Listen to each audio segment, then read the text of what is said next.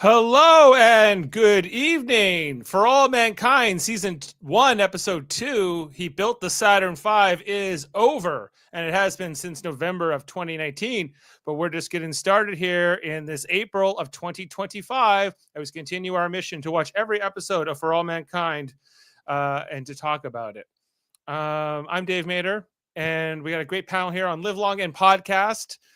Streaming here on YouTube, Facebook, and Twitch, or you might be listening as an audio version to break down this episode and talk all about it. We got people in the live stream. Hey, Sam. I'm Dave Mader. We got in mission control himself. It's Jody Simpson. Hoya. That's all I got. Yeah. Hiya. Coming in next, it's Kevin Millard. Hello, Dave. Hello. That's all I got. That's all I know how to say. I don't know. Like that was one more word than me. I don't know, guys. I don't have always this time to think about these clever intros for you guys. So I'll try better in the future. Adam Woodward's here too. Hey, you know what I really like? Here too. I love seeing our name in NASA font. I love it. I got all these A's in my name. I've got M's. I've got W's. It looks great. Yeah, I got some positivity coming in. Jody and Kevin were a little, but Adam got me more excited. And coming in last here, it's the person who I know will get me excited. It's Heather Narduzzi.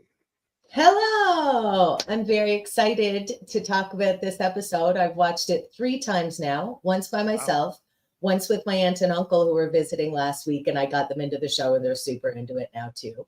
And once just now to get ready for the podcast. So I got it. I'm ready. Let's go.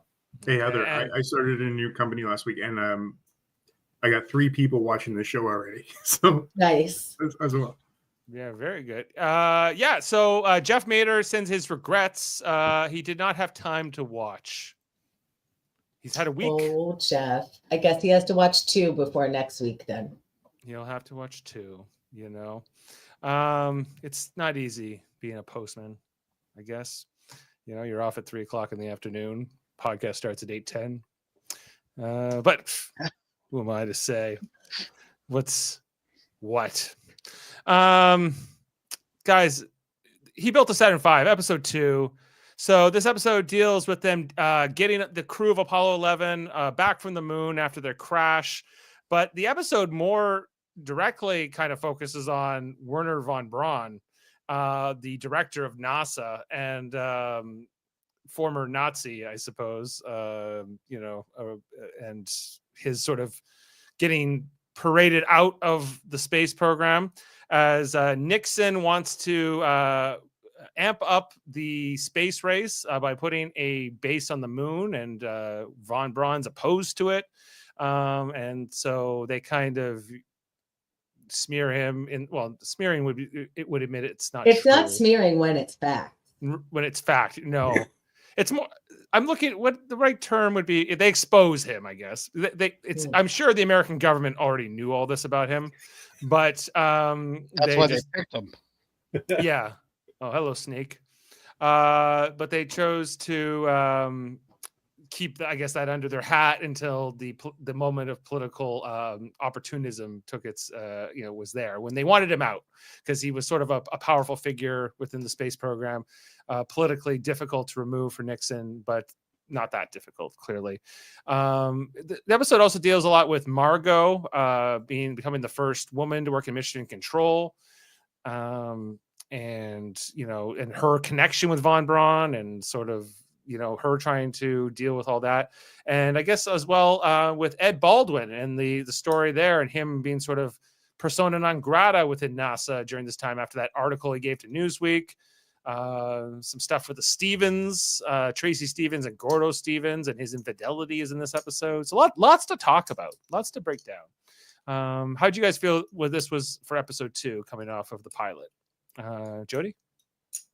I think it was just as good. I will say there was a little bit of a slower run, especially the court stuff. I thought the court stuff was a little too slow, and then it just kind of ramped up right at the end.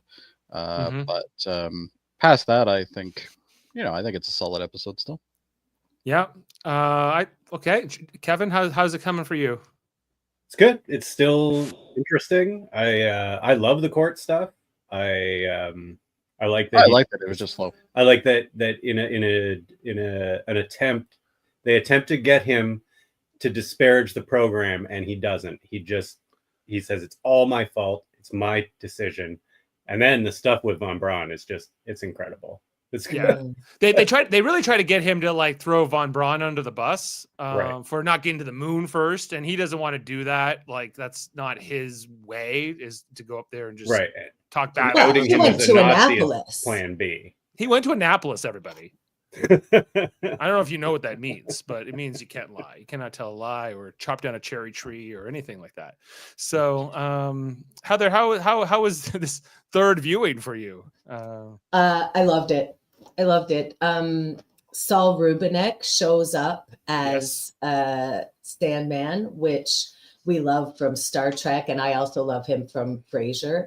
And I thought it was really great casting, and he's great in everything, but I thought it really added an extra layer that he himself, the actor, is Jewish, and presumably the character is as well. So for him to be the one confronting Von Braun in the courtroom was explosive.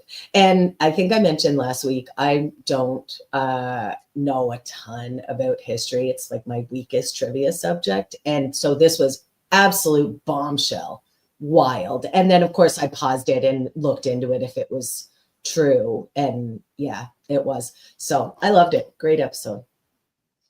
Great. And how about you, Adam? Adam, you're on mute muted. again. Sorry, guys. Definitely at a slower pace than last week, but it was an important episode to build some characters up. I did like the Senate hearings as well. I thought they were extremely strong.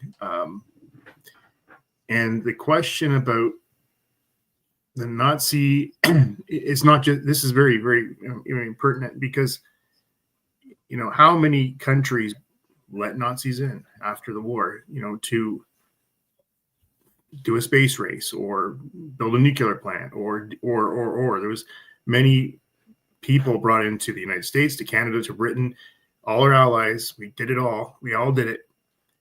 And, it's an interesting question because here we are, the war is now 80 years ago. And we're still debating this as a relevant thing, and it is relevant.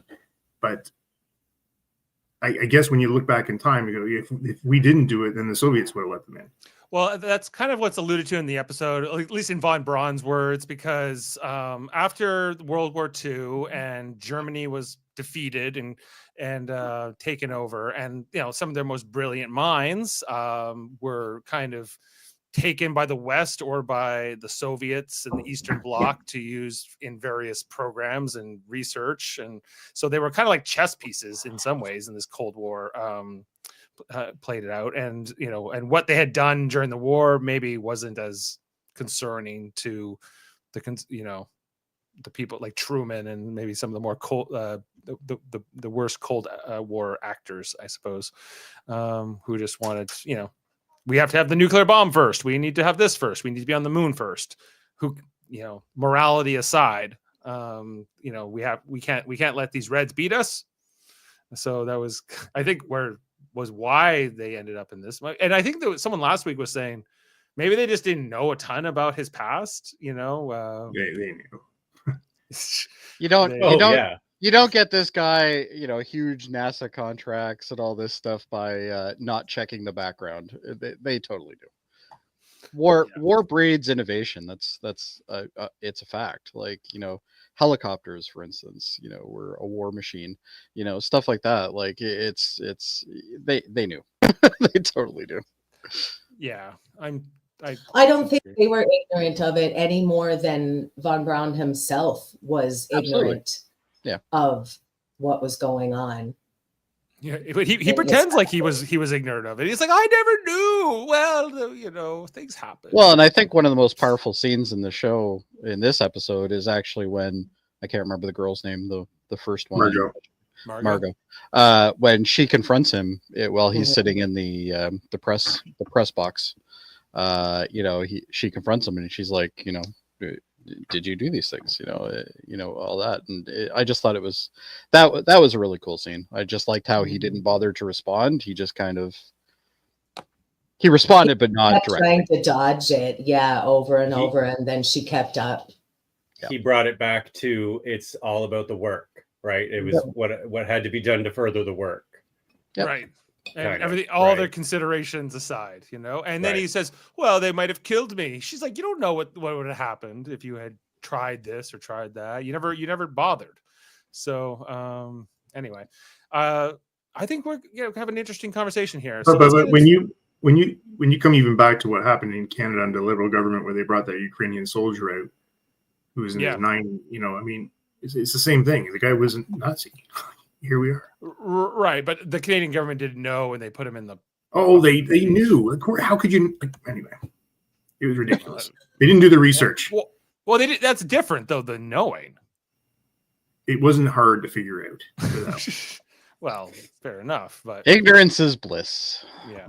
So let's get into this episode. So the episode begins with a video from 1955 of the real Wernher von Braun, giving us a demonstration of, rocket ships, kind of, explaining that he was a very public figure in the United States. Now, none of us were alive at this time, but he was, he was on television explaining rocket science at a very new, when television was still very new, and people on TV, I guess, was still very new.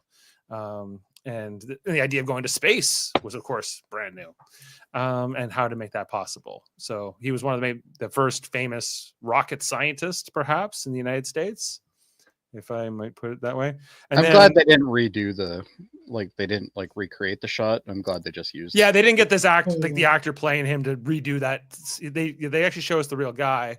And then there's this dissolve where, we come back to the 1969 timeframe, and we have, of course, Colin Feore now playing the part of Wernher von Braun, and they're dealing with this whole fallout of Apollo 11 having landed on the moon's surface. They are having a rough go, and they've come up with this plan that because we saw that they had kind of crashed there, and that their struts were partially kind of embedded in the lunar surface, and getting out of there was not maybe going to be the easiest thing, but I guess they've devised a plan.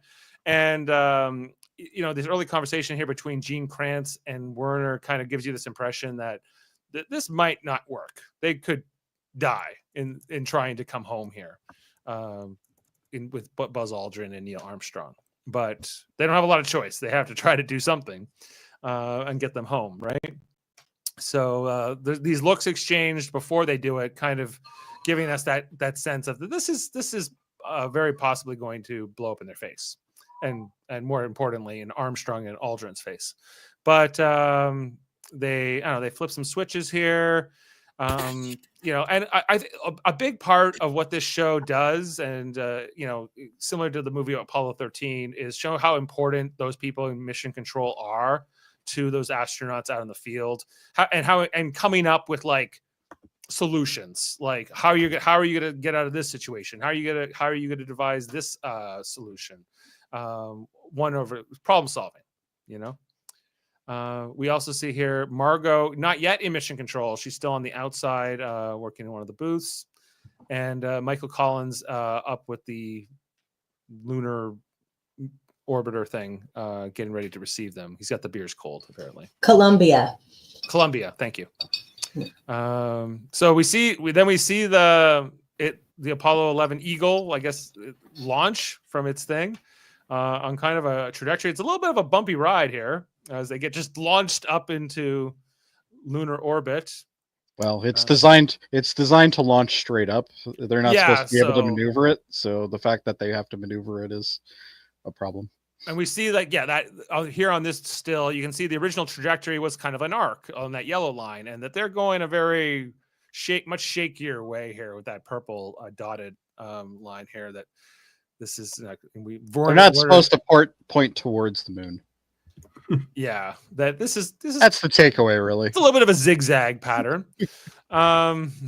Anyway, so the module's going up, and I think at some point they they've made it. They've sort of gone past the roughest part and success. They're going to be able to redock with Columbia once they get up there. So there's a kind of moment of jubilation and celebration as they are going to be able to get these guys home. So good job, guys. Good job, Mission Control and everybody else. Von Braun getting some congratulations. He sends over a look here to Margot in the early moments, and it's kind of just reestablishing that their relationship at this point is still good. So Von Braun at the height of his powers, if you will, before his fall from stature, which is coming very here. He built the Saturn V, our title for the episode, and of course For All Mankind. So this one written by Matt Wolpert and Ben Nadivi and directed by Seth Gordon. We then pick up 2 months later on the 5th of September, 1969. Ed Baldwin at home with Karen, got a leaky roof. The water is dripping through the ceiling and landing on his head. Some kind of water torture here, I believe. He then, we see that he's still working that desk job at NASA. As we see Werner and Deke come in one morning into the Houston Center. I think Werner gives this receptionist a compliment about her clothes or something. She is unreasonably flustered by Werner von Braun. Well, she is really into him. It's kind of a big deal. He's got his picture on the wall behind her. That is true. So does Elvis Costello, and she doesn't have the hots for him. No, well, no, that's true. So it's a combination of things. But then Deke and Werner, as they're exchanging with the receptionist, they spot Ed. And if anything, Ed's just got to change his haircut. I think this look he's trying to go for desk job guy, not going for him. It's not exuding confidence to me. Anyway, so Werner just gives this look to Deke like, you could deal with this guy. I'm out of here, because Von Braun's still upset about the Newsweek article. Gives kind of works on here. And then Deke says, yeah, you're still out, man. Von Braun he'd fire you completely. You would never, and you'll probably never get back into the astronaut program as long as he's in charge. So it only gives Ed more of a motivation to testify against him later or to throw him under the bus later, and he doesn't. But Ed's not figuring out how to come out of this yet. Then we see I kind of mentioned it a couple seconds ago, but the three photos here. So it's always the president of the United States, the director of NASA, and Elvis Costello, whatever his character's name is. That's not his character's name. That's what I've been calling him. But he's like the secretary of something. He's like the secretary of defense or something. I don't know what his title is, but he's like Nixon's stooge in he's Nixon's like cabinet position to oversee this. Yeah. To oversee NASA and everything else. So he gets his picture on the wall, and you're going to see as the seasons go on that these three pictures will change as the figureheads change. But any luck there, Adam, with who he's supposed to be? Just give me a second here. Are you Keep going. I'll find it. So then Ed's working in his office. This really reminded me of The Incredibles with Mr. Incredible working that accounting job with that little tie and that short sleeve white shirt. Insurance. He was denying people. Yeah, denying people insurance. He looks up on the wall, the photo of him and his Apollo 10 crew, which included Gordo, of course. He wants to get back to being an astronaut. He's looking at the clock. He's having a rough time. He breaks his pencil lead, and this leads to a rage where he then tries to sharpen the pencil, but then he smashes the wall and just has a big old hole in his drywall. Just like Mr. Incredible. Just like Mr. Incredible, yeah. So we come back. Then there's the next scene here with Elvis Costello. Can we identify this man? Just give me a second here. I'm really. I gave you many seconds. Let me talk when I'm ready to tell you. Okay, just leave it there. The guy can barely keep his mic on. Like, come on. He's got a snake around his neck. Oh, Jody, you're starting already. Here we go. Yeah. So we see. Well, you weren't late today. Elvis Costello, whatever his name is presenting here blueprints for the first moon base. Nixon wants a moon base. He's afraid that the Russians got to the moon first. We need to get a foothold up there before they do. Von Braun hates this idea. Does not want to go with it at all, but Elvis Costello is trying to push it hard. And Von Braun he's against it. He's like, no, we are not plain G.I. Joe. We are scientific researchers. We must do it all here. And Deke's a little bit more neutral in this conversation, who is also present. I think you should use that accent for the rest of the episode. Oh, yes. It's Colonel Klink. Okay, I got him. Okay. His name is Thomas Paine. He was the NASA deputy administrator. He's the deputy administrator. Okay. I was hoping you were going to be like, as it turns out, it's Elvis Costello. Actually, Elvis Actual Presley. He name. was moonlighting at this time. Who For knew? the government. Anyway, so they talk about it's not the race to the moon anymore. It's the race to the base. That's what the catchy thing they're going for. But Von Braun doesn't like it, and Thomas Paine, that is forever his name, is saying you better get on board, or Nixon's not going to like it. Then we get some more of these Nixon tapes. Nixon now talking to Henry Kissinger, saying who does he think he is to say no to the president of the United States. Nixon says, if I say put a military base on the moon, that's it. End of story. I want that Kraut bastard gone. Sounds like Trump. That's worse than Trump. Yeah, almost. Henry Kissinger goes, no, he's quite untouchable, Mr. President. I have another reason to use this German accent. Kissinger, someone worse than Von Braun. Right. Yeah. Yeah, but they're not going to expose him at a hearing, I don't think. He knew too much. Yeah. Anyway, so Kissinger, talking to Nixon, and Nixon goes, well, we'll have to be creative with how we get him out. So leading to what eventually will be the hearings later on in the episode. Then we go to a next scene, which is Von Braun in the press box here in Commissioner Control, having lunch with Margot, as it seems they often do. Talking a little bit about Alabaman barbecue, where of course he knew her from when he taught at the University of Alabama in Huntsville with her father, and that she's applying for the job to be an engineer in Mission Control, and he heard about it, and I guess she wasn't telling him right away. Is there anything else I'm missing from this conversation? I think it just establishes their prior history. Like, yes. Other than that, there's not anything really of note that I remember. But so you know that they have a long and deep relationship, and they've known each other a long time and think a lot of each other. Yeah, he's definitely a mentor and father-like figure to her, and a friend as well, and someone who seems to really care about her, and she seems to care about him. So this betrayal that comes towards the end, has all that more meaning. We then head over to the outpost for a scene with Ed and his former commanding officer from the Navy, Admiral something or other.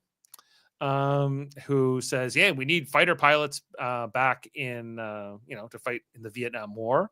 Ed was one of the best fighter pilots / test pilots when he was in the Navy. And Ed says, well, I'm working a desk job over at NASA. How would you like the idea of me coming back? And the Admiral loves it. He's like, you can have a command of an entire attack wing. We'll give you all that, whatever you want. We'd love to have you back in the Navy.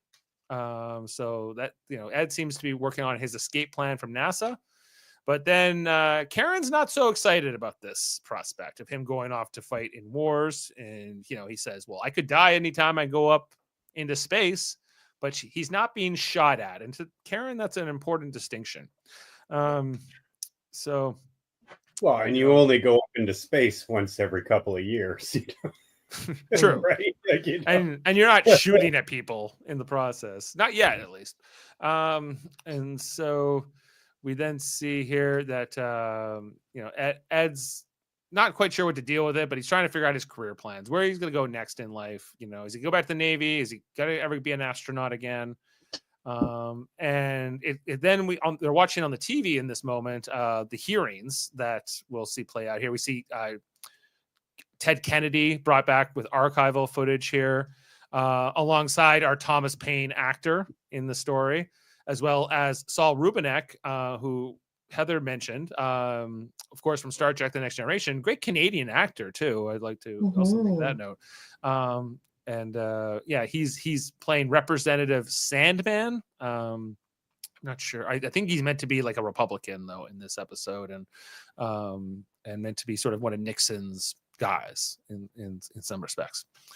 We then go over to Cocoa Beach, Florida, to a motel where the phone rings next to a bunch of empty beer cans. It's Tracy Stevens calling up Gordo, we find out, but who's got some scantily clad woman in her room. He's got a little Cape cookie in his hotel Cape room cookie. here. Yes, that was, those were Tracy's words.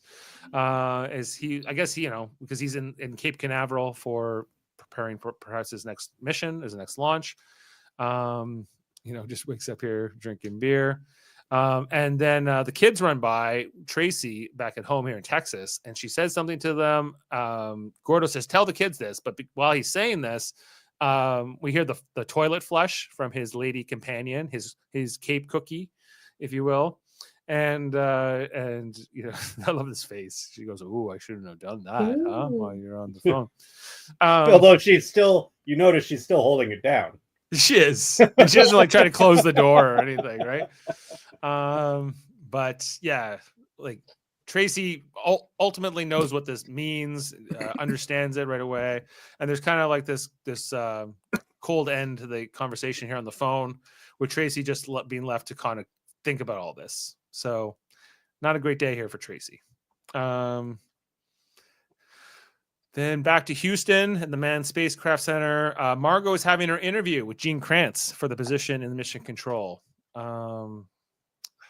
So this interview goes fairly okay, I guess. For he's Gene, who's a pretty good guy. He's a little sexist, maybe more than a little, in some ways. And some of the questions he asks, in the '60s, I'm pretty sure they all. It was the '60s. He didn't know. Probably. Oh, they knew. Oh, he knew. They knew. They just didn't care. That's one I don't think they did. Yeah. It was just societally acceptable. Yeah. He asks her about having kids. He says not all women are meant to be mothers, She played this so well, this actress, the way she backpedaled once she realized what he was asking her, and then for him to say not all women are cut out to be mothers. Right. Yeah. Hated it. And her reaction. It was a really to good it, scene though. Yeah, very good scene. Because at first he's worried that she's got to run off and start a family and leave a job open or something. And then he's like, well, actually, good. Don't have kids. You shouldn't. What a thing to say. Yeah, like you're not cut out. You can't win either way. I don't want to give you this job if you're going to run off and have kids. But if you don't want to have kids, then you're suspect. Yeah. Right. Yeah. Like, what kind of woman? Yeah, you can't win. You're right. So it's like, it's kind of a, it's like the witch trials, Heather. Yeah. You can't win. Yeah. No. Ren Schmidt, who plays Margot, is very good in the scene. And her reaction as she leaves the room, just, how she had to kind of bite her tongue more than kind of, to move on here. As she then passes Aleda's father, who is now we see working as a janitor at NASA, looking at some of the things on the wall, comes home to Aleda, who we met, of course, in the pilot. But she has been setting things on fire. She's the fire starter. She's a bit of a pyro. And the family is not happy. Telling Aleda's dad, whose name I don't remember, that he needs to talk to her. So he goes to talk to Aleda outside about the fire. Now, we saw that Aleda started kind of playing with the matches when her mother died, that she lit the candle in the first episode, with these matches. And I think there's got to be the connection there for her character. She just likes setting things on fire right now. She's going through a phase, everybody, a very dangerous phase. I had a phase where I lit things on fire, and my mom found out, but she didn't like it too much. So I did too. Yeah. Oh yeah. I think it's like a tween rite of passage. Yeah, I guess I did too. So I guess some of us have that in common. We understand you, Elena. But like, really, she's going through a lot. Her mom died. She's in a country where she doesn't speak the language, and she probably doesn't have any friends yet. And like, everything's a mess. So sometimes you got to light some shit on fire. I get the Yeah. impression that she can actually speak English because he says at one point. Because she says, I don't He want says- to. Yeah. Yeah, she doesn't want to. Yeah, and yeah, we see that at least they're trying to practice English. His English is pretty good, I guess, Mhm. for a guy who just got to America. Maybe he already knew it, but you know, they're both doing pretty well.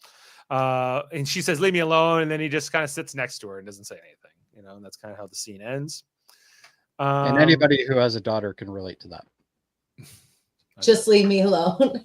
Just leave me alone. Nobody understands me. Just leave me alone.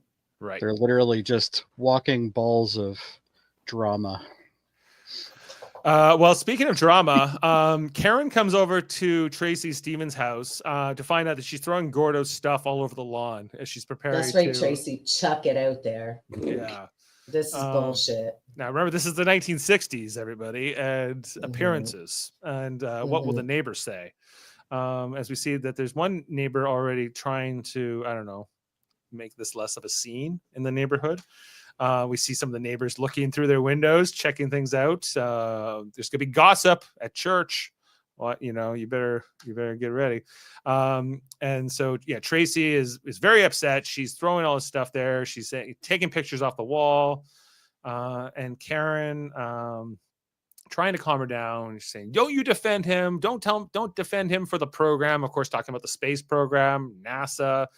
That, you know, it's not just their marriage, but it's also the fact that he's the celebrity. He's like a public figure as well, and that their marriage ending would be not great for not just them, but for other people too. So Well, and the stigma of divorce at that time, it was unheard of. And women weren't allowed to own property or have bank accounts or credit cards or anything, you know? So it's not just, I want to dump my cheating husband. There's so much more that's implicated in that decision if she were to choose to leave, right? yeah, So this scene is a heartbreaker. yeah. And It breaks your heart to watch her convince her to stay. right. Yeah. Because there's after the initial blow up here with Tracy and Karen, they're kind of calmed down sometime later, smoking cigarettes, having cocktails, talking it over, and Karen, she makes reference to some other couple in the space program that got divorced and that the wife got really not the best end of things. You know, but she I think you can also, when Karen's telling all this to Tracy, you feel like maybe Karen has thought about divorcing Ed at some point, at least at one point, and you know, well, what would happen? Are you really married if you haven't thought of that? Like, come on. She's already run the number. She's like, this is not good. You know, how are you? And Tracy has 2 kids and Karen has one. So she's like, And this is there's an element of, not only is she trying to convince Tracy, but herself as well. Absolutely. And that this conversation felt like the most real thing I'd ever heard, you know, at most shows, because like you could tell that this conversation probably happens today, you know, in the modern times, but especially at this time when divorce was so unheard of and so stigmatized, as you talked about, Heather, you know. And so Karen kind of lays all this out for Tracy. You know, and then Tracy just kind of goes shit and just says, I love that was just the ending for the scene, because there's no way to wrap that up neatly into a bow. Tracy's just faced with this, well, shit. yeah.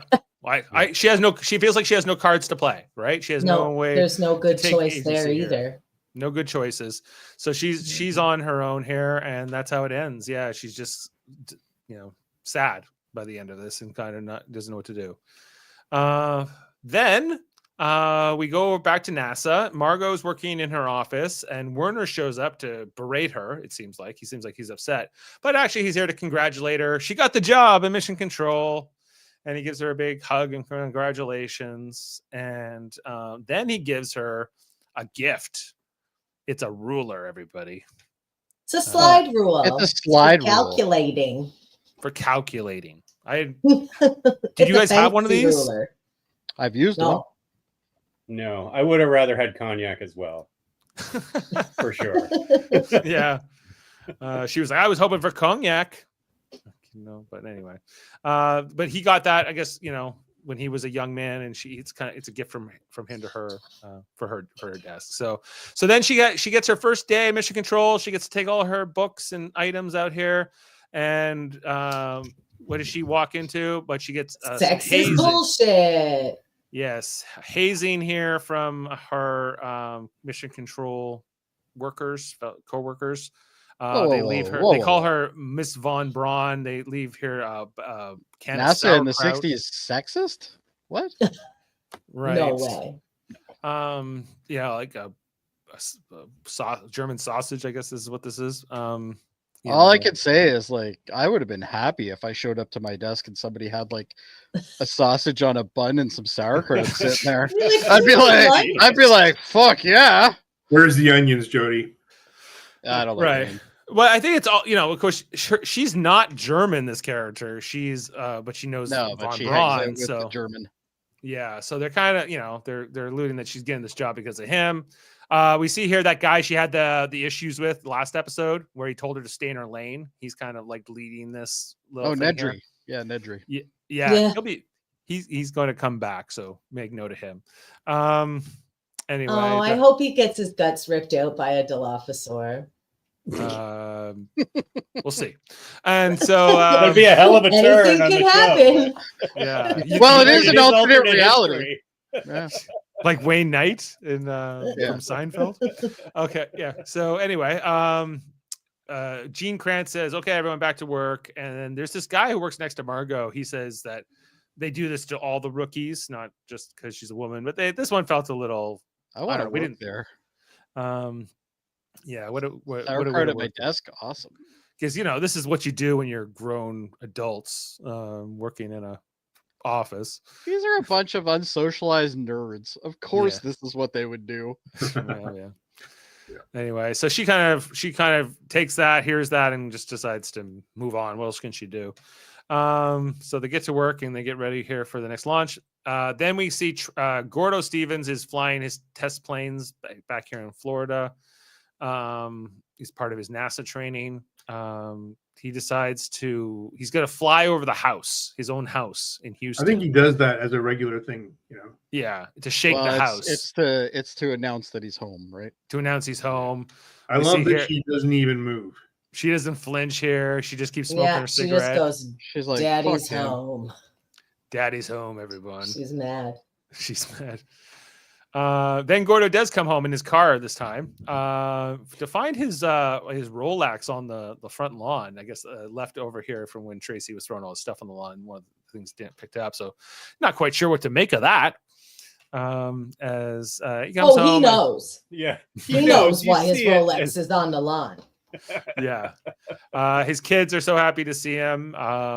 Pay attention to these two kids too. They're also going to be important. Anyway, so Tracy and welcomes him home, and I don't know that she doesn't chew him out. She doesn't get mad at him. She just they have a kiss, and she's going to try to make this work with this cheating alcoholic husband of hers. I just found this so heartbreaking too, that so many women have had to make this choice for the good of their family, children, their family, and their own livelihood, and all of that. And she, of course, has the extra added pressures of the space program and living in the public eye and all of those things. It's really sad. It's very sad. Yeah, and that's how she plays it. Well played by both actors. Yeah. Then what's this next scene about? Oh, it's him with the kids. Okay, and then he's giving the kids some cigarettes for the barbecue. There's a bit of a time jump here, and so I guess this is a barbecue at Karen and Ed's house to kind of celebrate the fact that Neil Armstrong and all the Apollo 11 astronauts have come home successfully. We see here Tracy's and helping with some of the of those event planning things here. Gordo's doing Crocodile Mile on the lawn. That's a slip and slide. Jesus. Yeah, what the hell is Crocodile Mile? Crocodile we called Mile it. is well, that's because the millennials added stuff. Oh, because you had to go through the thing and like This you was know. a slip and No, slide. it's a You literally, park. it's a wet It's a piece of park. vinyl. Millennials on call the this a lawn. crocodile mile. Everybody. They It's do a not. Anyway, Dave. Gordo's about to get wrecked on it. Yeah. I had one of these. Well, Love Yeah. these outfits. All I know the is you don't party want to slide fashions on are one. cute. You don't Yeah. want to slide on one on a rocky, in a rocky. Yeah, because you never stay on them. You go right off. Yeah, you go right off, and then you end up like cutting up half your face and stuff. yeah, I'm with you too, Heather. That I love all the period costuming and everything else. The decor here looks it's very believable. You believe you're in Houston in the 1960s here. My problem with Um, watching anything 60s is every single shirt they have always reminds me of a bowling shirt, and then I want to buy it. Yeah, exactly. Here we see the Apollo 11 astronauts posing. They're like, "Hey, Buzz, why don't you take a huge bite of a burger while we take this photo?" That was an interesting choice for the photographer. Buzz is like, I'll eat. Then Karen here, talking to some of the other wives. What were they talking about? The one who got divorced? Is that what they were mentioning here? I don't know. I just wanted to punch that redheaded lady in. Oh, face. she said, Karen, it's amazing that you put all this on with everything that you and Ed are going through. Oh, like right. just making shady comments because Ed's not on the Yeah. Apollo 15 program anymore and's been relegated to a desk is very shady. Very like, bless your heart, gossipy, She's a you know? bitch, and I just want to hit her. Yeah, she wants to be in the next. What's the one we met last week? The Deke's wife. Marge. Marge. Marge. Where's Marge is the queen bee. She would eat this redhead bitch up, no problem. Exactly. The only reason she's running her mouth is because Marge isn't there. That's Exactly. right. Exactly. Hasn't arrived yet. Mrs. is talking shit. Yeah. Then we see Gordo is picking up Tracy, and they're having some, I don't know, some kissiness, some smoochies. I believe they call that Trying to putting up pretend appearances. everything's normal. Yeah. I guess I don't know if Gordo's pretending, but I think she is. No. He's relieved that she's not drunk. throwing all of his shit out on the lawn permanently. Right. Then Ed is kind of just, working his way around the barbecue, having beers, and he runs into Neil Armstrong, and they have a sit down here together, talking about, what it was like to be up there, coming back home, the fact that the crash landing of Apollo 11 on the moon, and I think I guess the conversation that only two guys that have flown to space could maybe have, that this is a conversation they can't just have with any pilot, that these guys understand it in a way. I want to give a shout out to the props department in this show because they finally use cans that are period accurate. Mhm. I absolutely hate when they show you like these cans, for instance, that With the have this bevel? lip that comes out. There is absolutely no way that those existed until I think it was late 80s. Right. If not early And 90s. they're also like the size is different. Yeah, the size, they're like 300 milliliters or something like that. Like they're smaller as well. I'm not sure the beer bottle's accurate though. Yeah, I thought the beer bottles on those days were all stubby size. Right? not in the US. Not in the US? US. No, that was a Canadian thing. Oh, okay. Oh, And then so as he's talking to Neil here about landing on the moon, we see Ed's having a lot of flashbacks to when he was the commander of Apollo 10. That kind of transitions from the barbecue into a scene in Ed's office where Saul Rubinek's character, Senator Representative Sandman, is here looking at the photo, along with Thomas Paine, Elvis Costello. Basically that Saul Rubinek's character says to Ed, hey, you just were telling the truth about the space program and you got derelegated here. Why don't you come and testify towards the committee to us? And you can tell Ed has some apprehension about this right from the beginning of the conversation and being asked about it. He's like, I've kept my mouth open too much around here. I've talked too much. And this kind of goes against everything I've been being told about the code.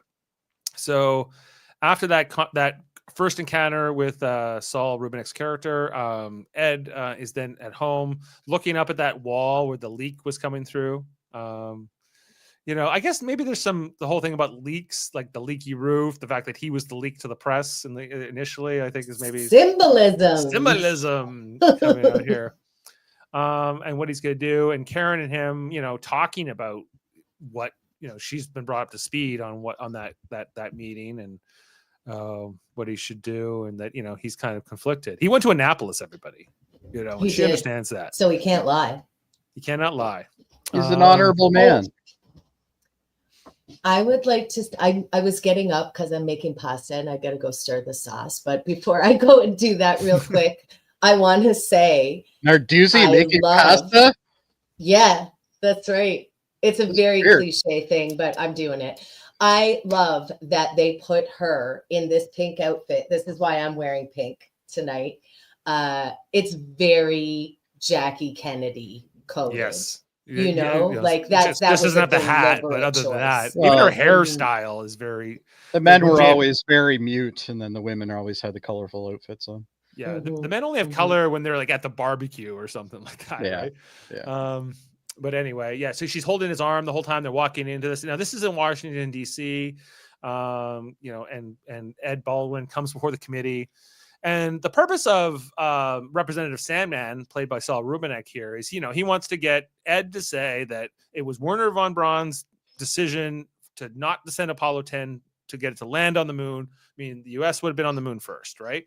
And Ed says, it's not that simple, quite frankly. Oh, you get a good shot there of her pink outfit. Standing by her man, watching proudly.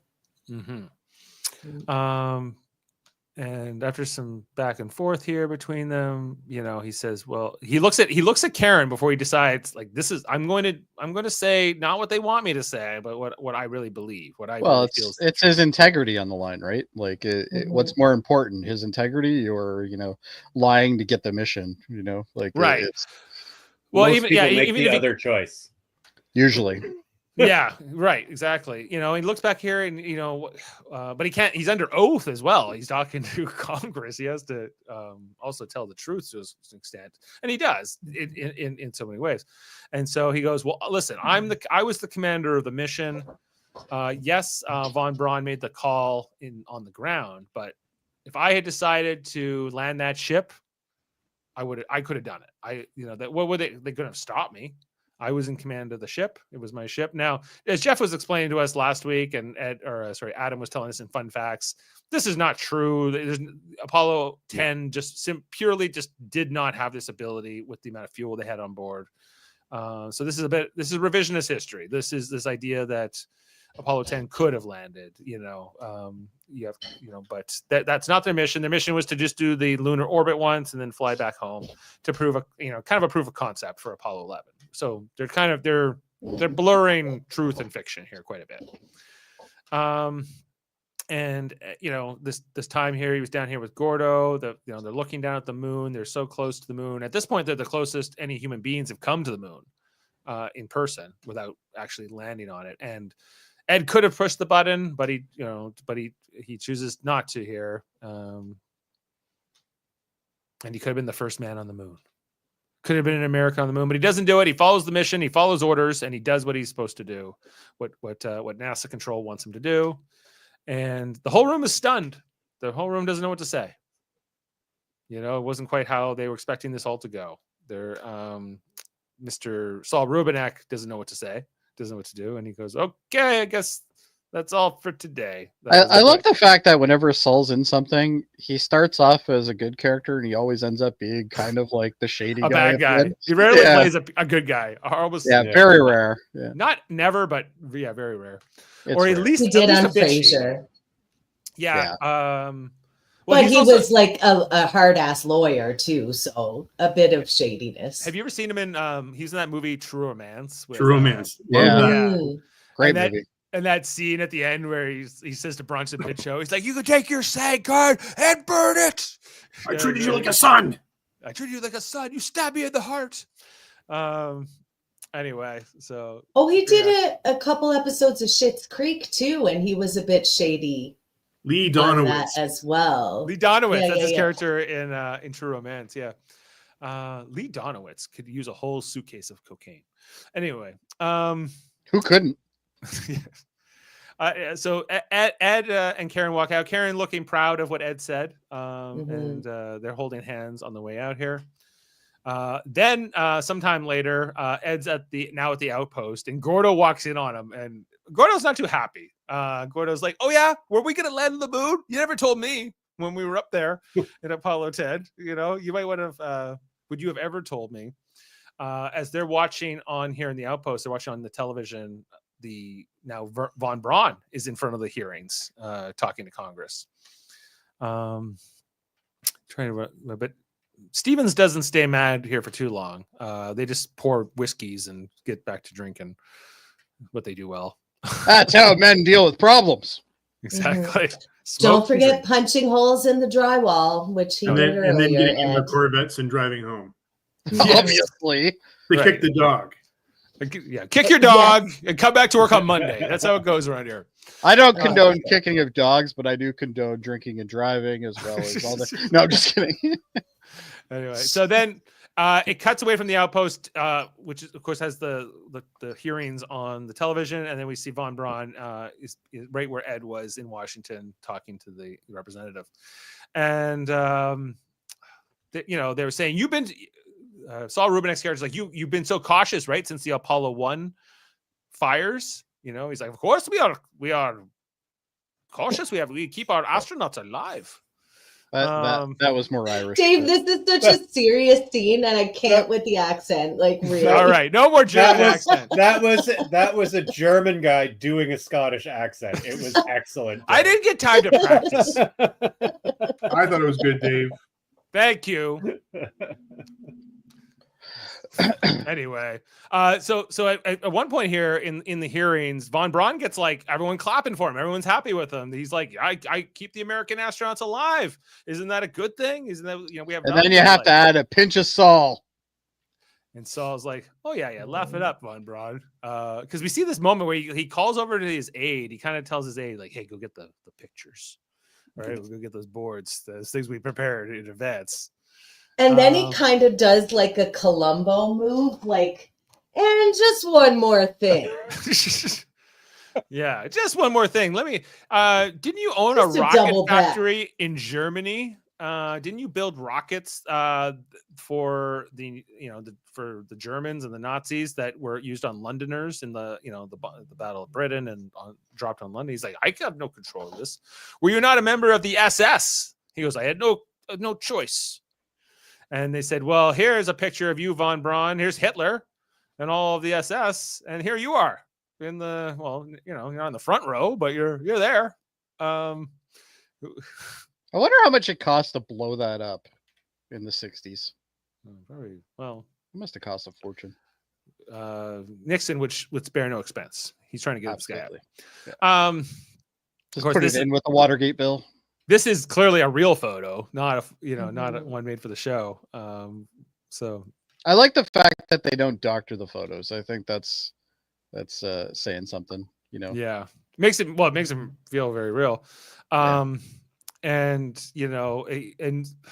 Saul Rubinek's character, Representative Sandman, he just continues to say, you didn't know that they were using slave labor to build your rockets in the rocket factory? Yeah, the concentration camp was only down the street. Didn't you ask where all of these workers came from? Didn't you know? And then they said, how could you not know?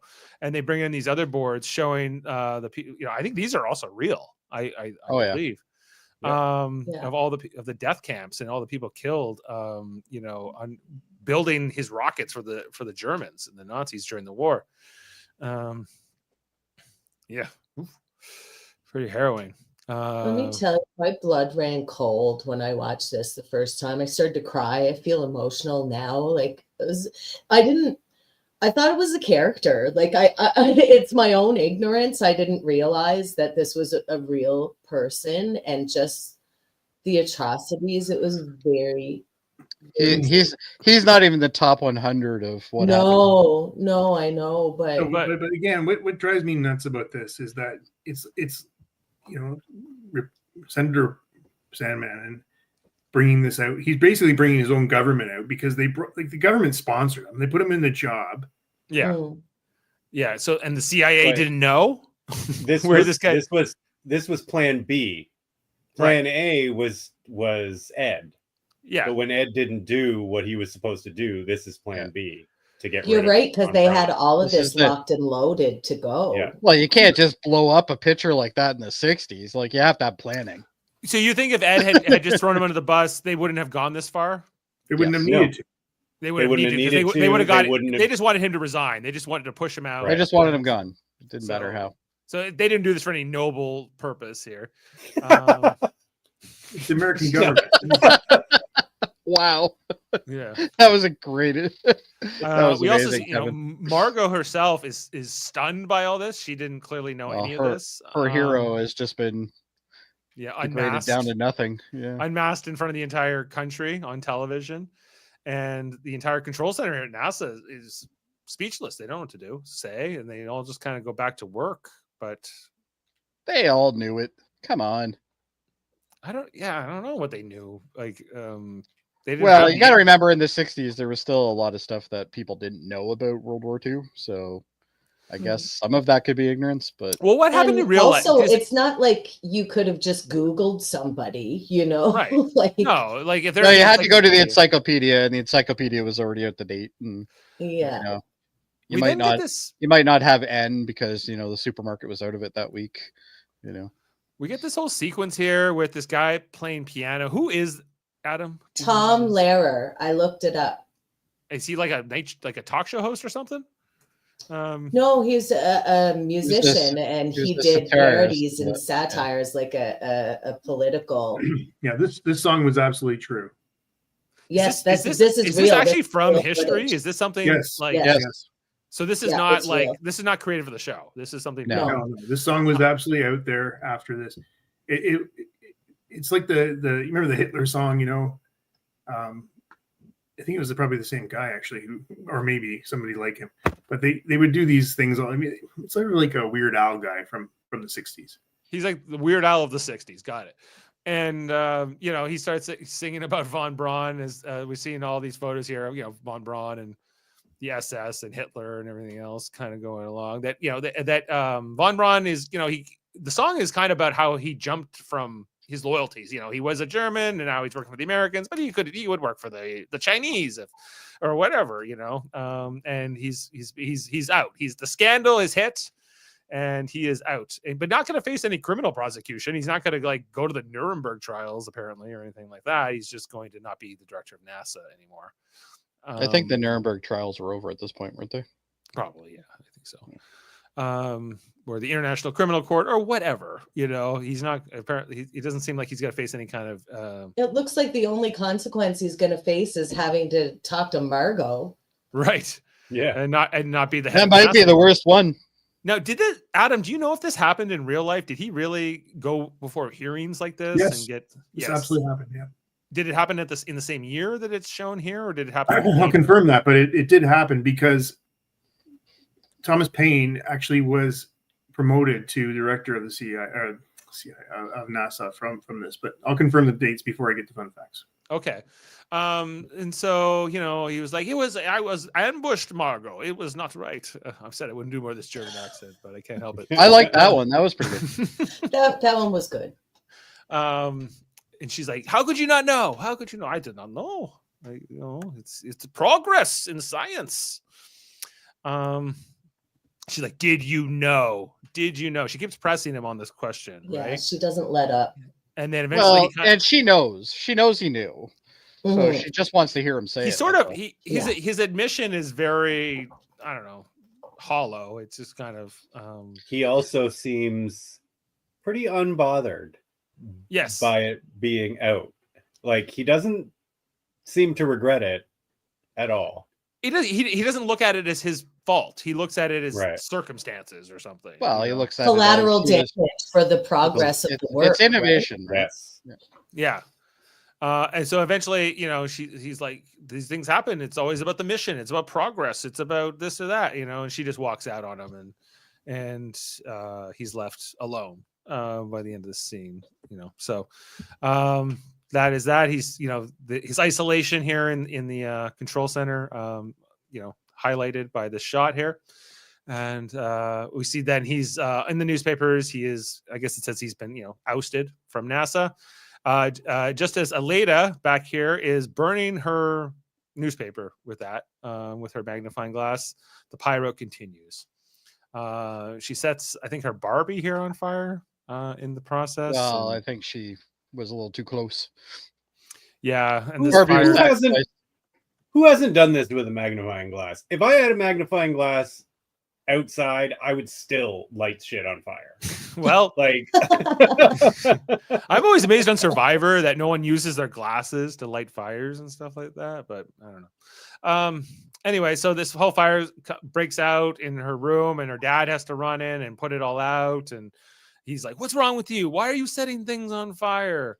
Well, she did the best she could to put it out. She literally threw the flaming doll over to a flammable item. So she clearly knows what she's doing. She says she wants to be inside the fire. Yeah, she wants to die. She's suicidal. She got the suicidal. Why would you want to be inside the fire? And she says, I don't know. And her dad comforts her and decides, I'm going to show you something. So he takes her to where he works at the NASA Space Center here, the manned spacecraft, and shows her the rocket. Or the model rocket, I guess it's outside of the front doors here, looking up at it. Yeah, I'm not sure they could fit the whole big one in there.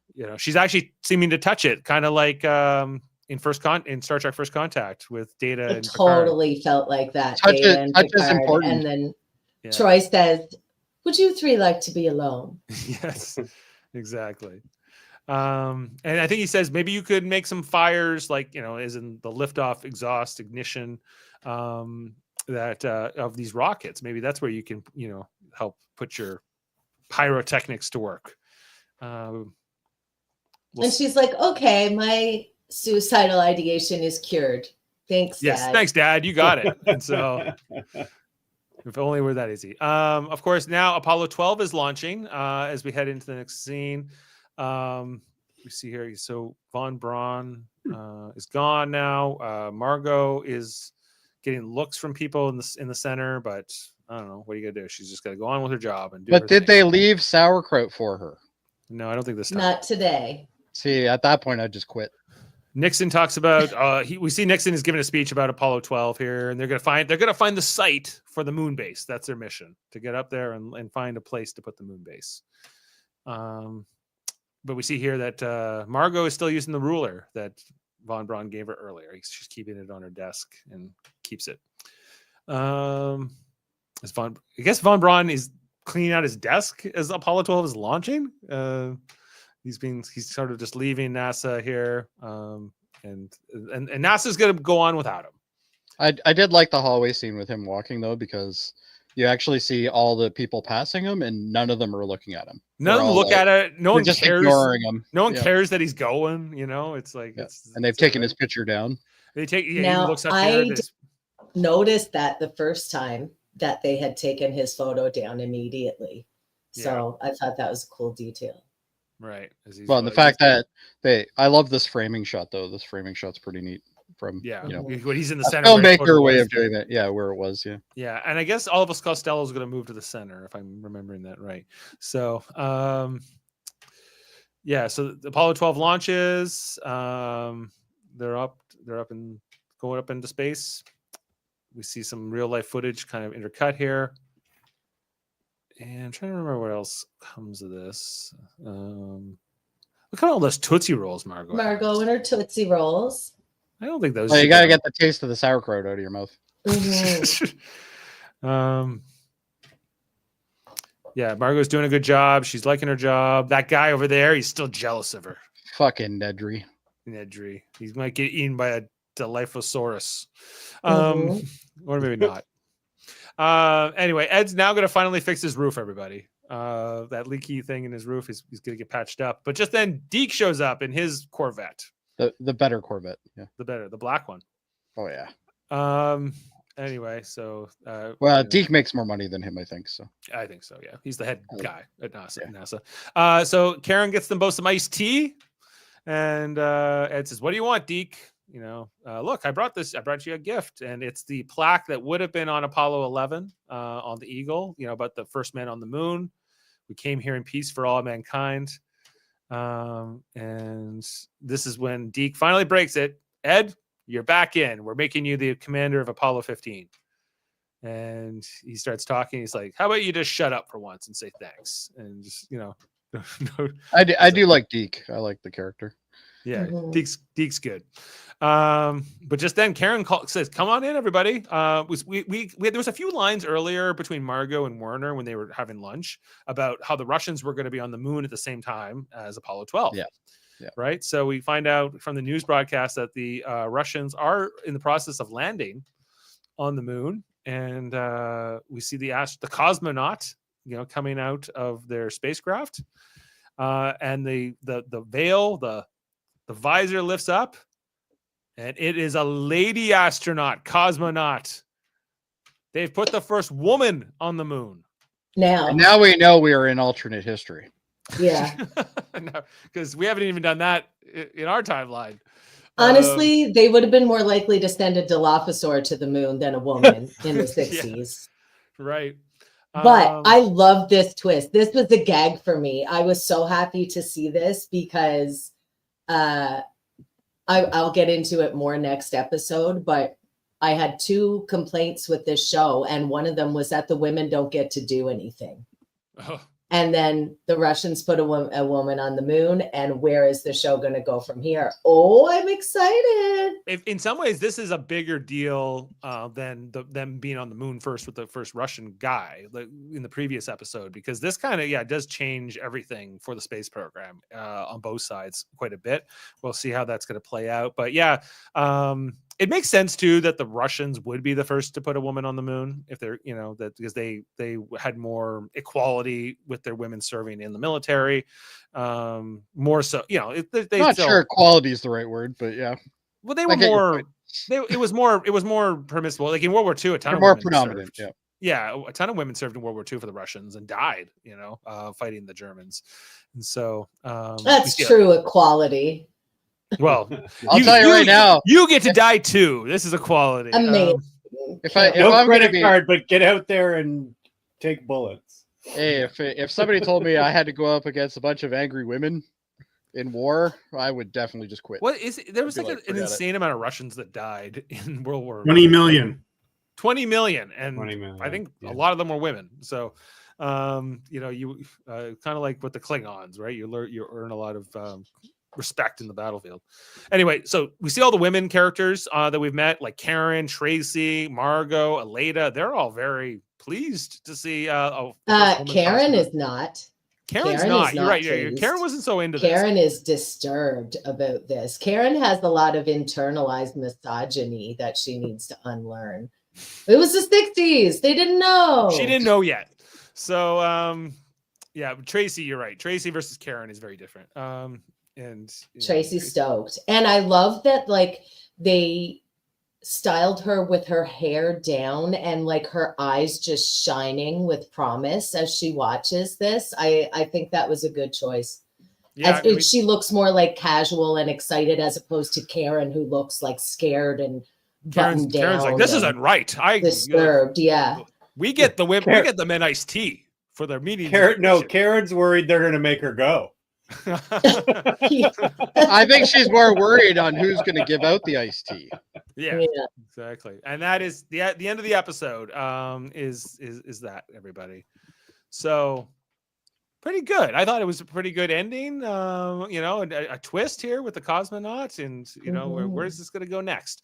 I'll give you a hint. The next episode's called Nixon's Women. But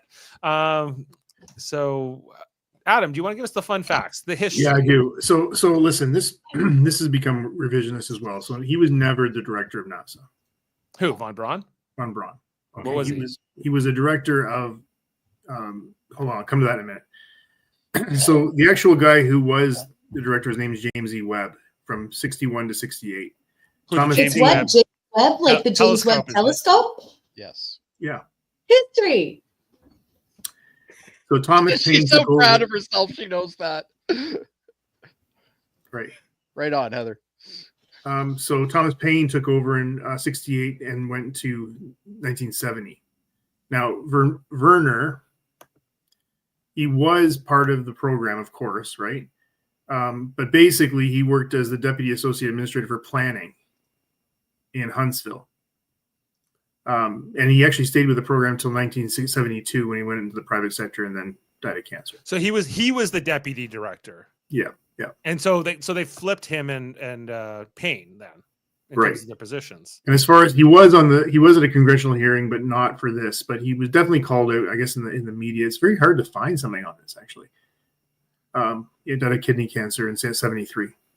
He died in 73. So, but he was kind of exposed as this Nazi and war criminal, I guess. And, well, what I don't understand, I don't know if it was like treated that seriously in the 60s still, because they didn't know yet. They didn't. Well, they spent the 50s harassing everybody, so it was, I guess, the 60s were more of the mellow time.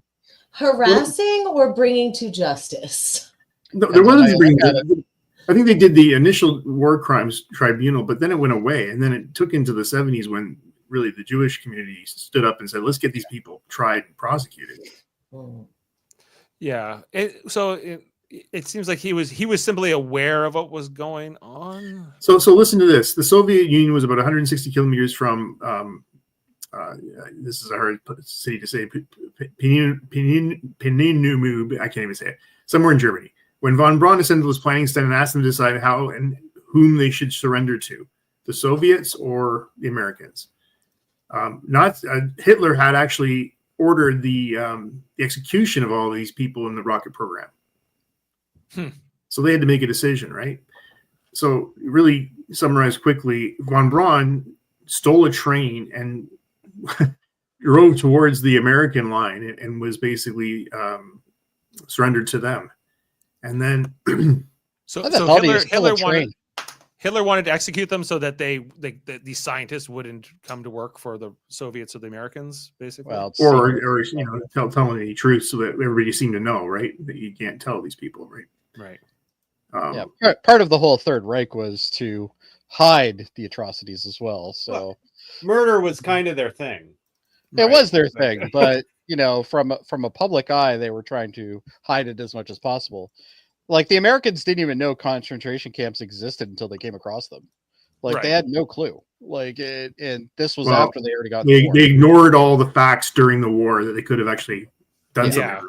Yeah, I'm sure they technically knew, but it's one of those things. Anyway, I mean, look, he came to America, worked for the rocket program, to do ICBMs and whatnot to deliver the nuclear bombs. But then he was, and Heather, you were right last week when you were talking about Disney's the connection to Disney. He actually worked for Disney on a couple of movies, and that clip you saw at the beginning was in Disney Studios. Yep. Okay.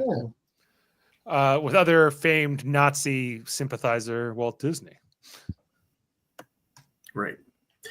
So, I'm going to do more research and be able to talk to this a little more credibility next week. Okay. Well, that was good, Adam. Thank you for that. That was very knowledgeable. Let's get into our ratings. What do we want to give this? No, I'm not done yet. I got some other things we're going to talk about here. None of those facts were fun. Give us Did it not feel like he was done? No. Okay. No, you definitely jumped. He was just pointing out he didn't want to. So I'm having a hard time in this show. I'm having a hard time finding the reality versus the revision. So that's I think that's the point. You just look at Wikipedia for his real life story. So apparently the Apollo 10 astronauts were tempted to land on the moon. In the real Apollo 10 mission, landing module was given only a partial load of fuel. We talked about that last week. If the astronauts had landed on the moon, they wouldn't have had enough fuel to lift off and come back with the command module. NASA did this purposely. They left only half a tank, basically to remove any temptation that Ed or whoever commanded that would actually do that. Right. So in this alternate version of history, they give them enough fuel to do this. Maybe. So instead but it makes sense. They're not even clear in the show whether they did or not. Like it's implied that they did, but you don't really know. Well, it seems like they officially told everyone they don't have enough fuel to do that, but maybe that's a bit of a fib. Well, NASA didn't do anything that they didn't plan. Like they That's- they planned to make sure that they wouldn't land on, right? Like it's, they're not ready for that yet. So, Yeah. They wanted checks and balances put in place.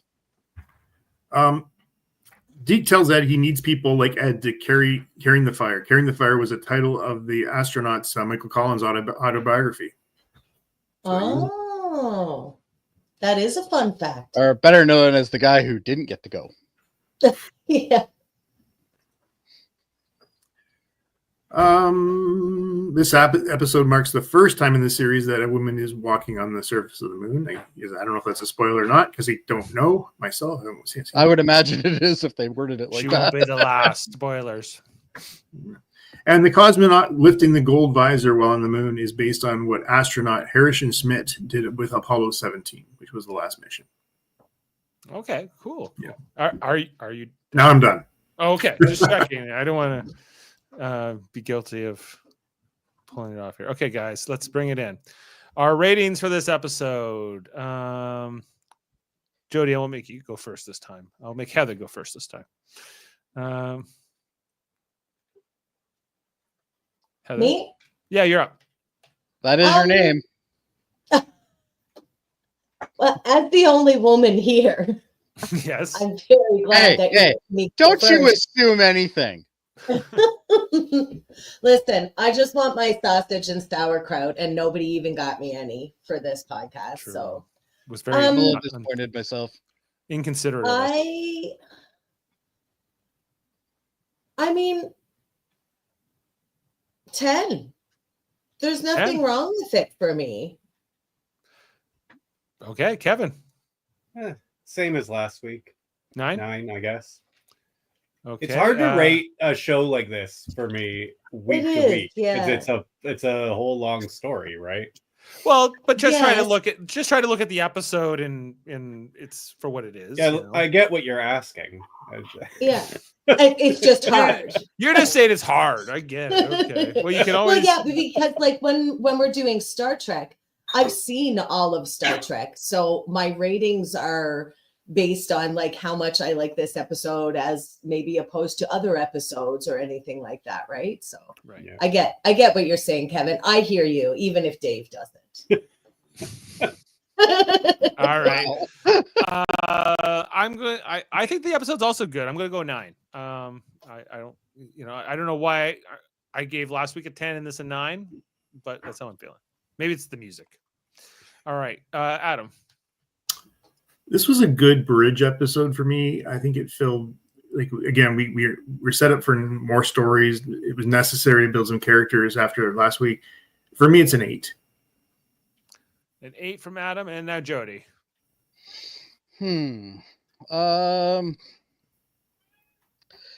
Okay, I'm gonna give this an 8.5, but I have an asterisk, which is I want you to change my one from last week to Mhm. 9. Okay, so you liked last week a little more, A little bit more.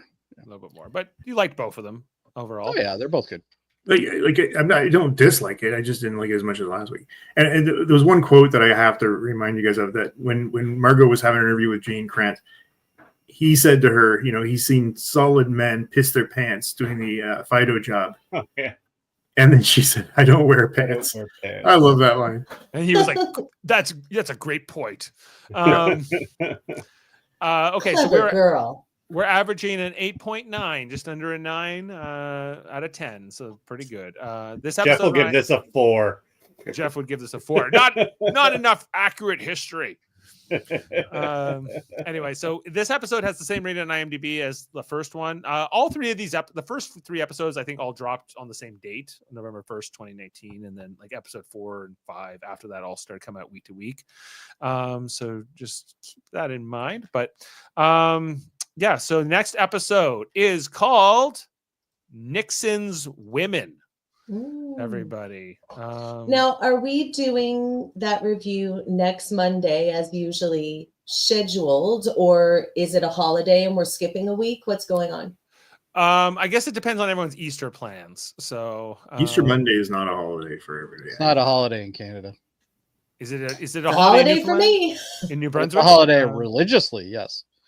Yeah, no, it's not a religious holiday for me. It's the stat holiday that I negotiated to have off because my boss is awesome. Thanks, girl. Nice. So, But anyway, I am free on Monday if everyone else is for the podcast. Let's all do right, it. then we I'm will not say free, but I'm cheap. I'm We'll- really cheap. we'll keep next Monday for now, as long it sounds like we're able to do it. So tune in for Nixon's Women after the Russians put a woman cosmonaut on the moon. The Americans want to catch up, and that's all we'll tease from there. So we'll see how that all plays out. But it's I remember that really loving that episode. It's been a while since I've watched it, so looking forward to that. Also on Live Long and Podcast, everybody, we have all kinds of reviews. Our Star Trek: The Next Generation reviews are ongoing right now, and we'll be back this Thursday for the Royale. Fun. Yeah, Star Trek. I love this episode. Next Generation. We'll have Jody on. We're gonna have Adam. This is my and guilty pleasure Jane episode.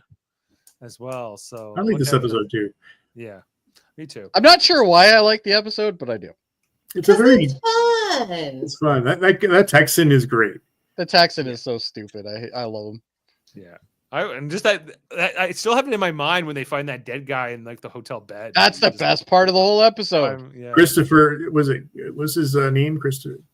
Like he's an astronaut. He was maybe working with Ed Baldwin for all we know. So Buck Rogers. Yes. yeah, Buck Rogers. All right. Was that it, guys? Is there anything else I need to plug? Am I forgetting anything? Check out Super Mario Bros. Podcast if you're into Survivor. We're on Wednesday. And yeah, I think there's all things. Do all the Maters show up for that one? No.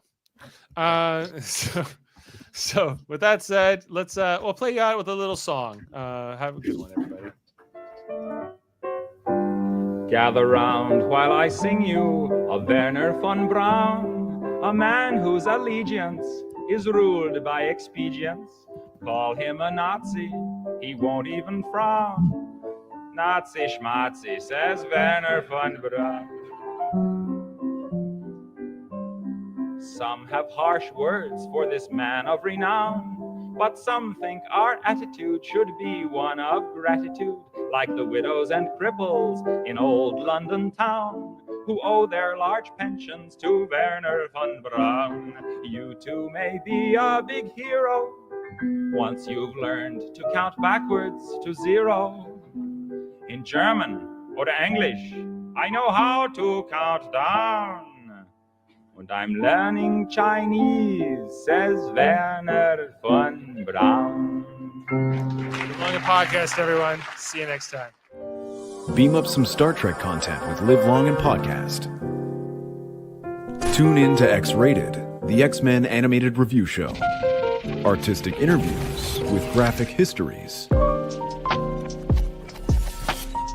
A roundtable movie discussion with Hey, did you see this one? And movie reviews with Hold Up, a movie podcast. And while you're at it, spin a few records with Eamon on Track. Watch us duke it out on trivial debates. And let's chat about TV with the Super Mater Brothers. It's all here on the United Federation of Podcasts.